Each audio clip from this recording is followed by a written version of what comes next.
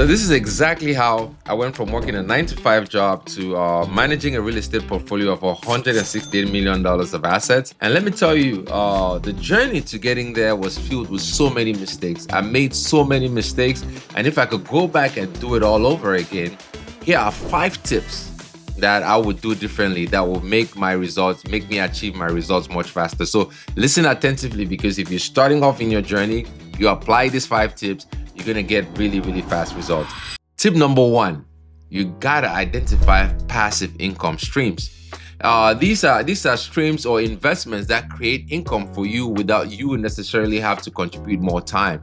Be it stocks, real estate, and you got to start investing in these assets. You got to start dedicating some of the money that you make from your W-2 job to start investing in these assets. For me, it was multifamily real estate, and I chose multifamily real estate because of the ability to provide high cash flow, high appreciation, and huge tax benefits, which is something that is very important for the 9 to 5 professionals, because as you guys know, I'll get taxed at a 30-40% tax rate, just depending on what our income are. So number 1, you got to find a good passive income stream or passive income, one asset that you could invest in that will continue to create passive income for you. Number 2, find a community. This is very, very, very key. Because the thing is, as 9 to 5 professionals, a lot of us have thought how to go to school, get a job, and earn income. And we thought about just one way of investing, which is putting money in our 401k. And there are very, very few people that actually get to step out of that and start doing things differently.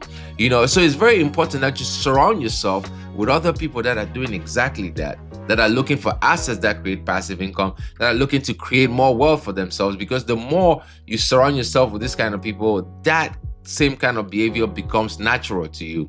There's a common saying that you're the average of the 5 people you surround yourself with.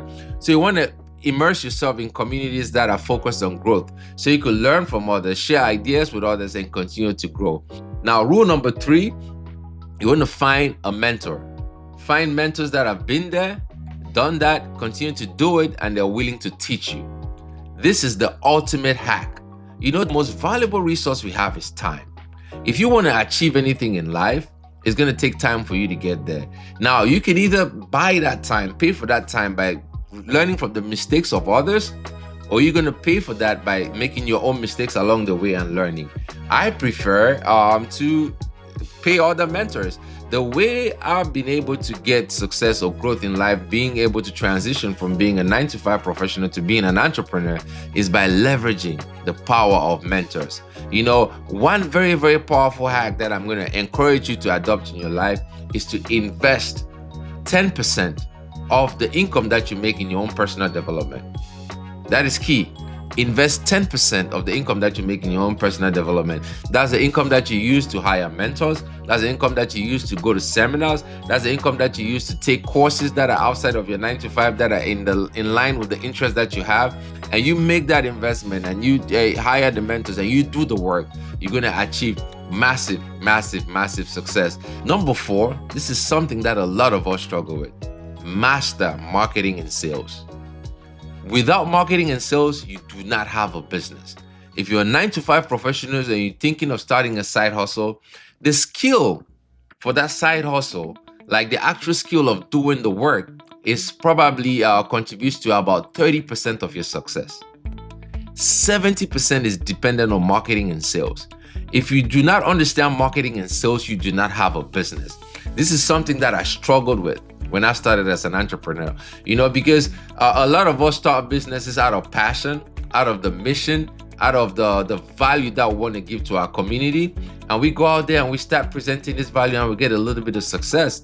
But to grow to that next level of success, you must understand how to communicate the value that you have to offer to other people.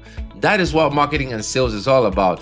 Because a lot of us have been on the other side, on the consumer side of things. We have this negative perspective about sales and marketing. Because a lot of these businesses are out there trying to sell stuff to us. They're always trying to stay ahead to sell to the consumers.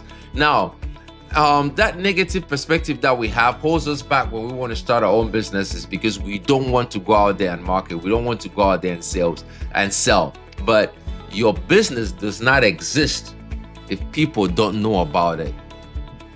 Let me repeat, your business does not exist if people do not know about it. Marketing and sales is all about communication. So you gotta become an excellent communicator. You gotta become really good at communicating the value that you have so that the people that you want to serve will be able to have access to this. It's a huge disservice to the people that you're going out there to serve if you have all this value and you're unable to share with them. So number 4, probably one of the most important things that you have to master as a 9-to-5 professional looking to transition into entrepreneurship, marketing and sales. You must become excellent at communicating the value that you want to give to the marketplace. And number 5, know your why. Why do you want to do this? Why do you want to step away from the 9-to-5? What's the reason? What's the driving force? You know, the journey of entrepreneurship is not easy. You're going to be filled with a lot of challenges, a lot of uncertainty. Now, if you don't have a strong enough why, there's a tendency that you're going to give up along the way. Your why got to be bigger than yourself. It got to be bigger than your own selfish reasons, because when those moments come, when those hard moments come, and believe me, they will come, many of them will come, when the uncertainty, when the twists and turns come, your why is what is going to give you the energy to keep moving forward. So know your why, internalize your why, and keep working every single day towards achieving that why. Your why is the energy that pulls you forward. Is the energy, is the reason why you're going to wake up at 5 a.m. in the morning to work on your business before you go to work in the morning. Is the reason why you're going to stay late on weekends, work the extra hours after you leave work to work on your business. Is that why that will pull you forward? For me, the why was being able to have the time so that I could focus on the things that I really enjoy doing, which is like spending time with my family, being able to drive my kids to school in the morning every day. For me, why has always been bigger than me. It's not about making money, it's about living an impact and having that ability to drive my kids to school every single morning. That is something that is really important to me. And being able to have impact to the community, being able to have impact to other people, being able to show other people that a life of growth and a life of success is available to them too. That is my why. That is the reason why I keep pushing forward and that I'm going to keep going. It doesn't matter the challenges that we face. So if you are a 9-to-5 professional and you're looking to get into entrepreneurship, you master these 5 tips and implement them and start taking action towards them, you're going to achieve massive success. These are 5 tips that I wish I knew when I started on my entrepreneurial journey.